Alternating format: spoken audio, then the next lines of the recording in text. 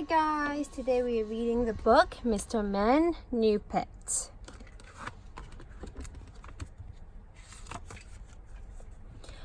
Mr. Muddle was feeling rather left out. Everybody he knew had a pet. Everybody except for him. Mr. Muddle decided that he would like a pet. But what sort of animal should he choose? Now, some of his friends had pets that suited them right down to the ground. Little Miss Chatterbox had a parrot, and she and her parrot chatted all day long and all night long. Mr. Quiet had a goldfish, and they both lived very happily in silence because, well, Mr. Quiet does like his silence. And Mr. Bounce, boink, boink, boink. Mr. Bounce had a kangaroo. He did not take his kangaroo for a walk. Oh no, he and his kangaroo went for a daily bounce. Some of Mr. Muddle's friends had pets that did not suit them at all. Mr. Sneeze owned a very fluffy cat, which made him sneeze all the time.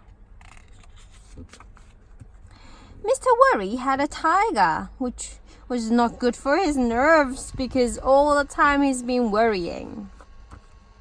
And Little Miss Quick had a tortoise. Is that a good idea? The tortoise is walking too slowly. That's why she's put him on a skateboard.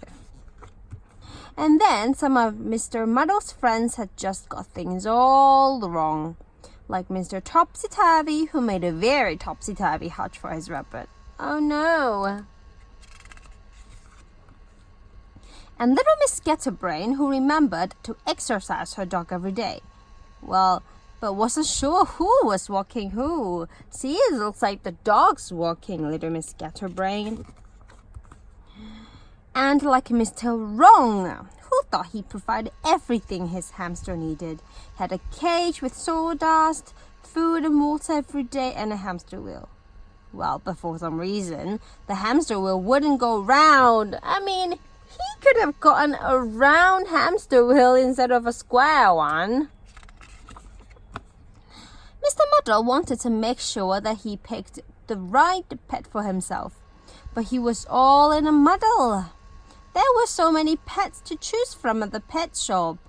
He could not make up his mind. It was Mr. Nonsense who came to Mr. Muddle's aid.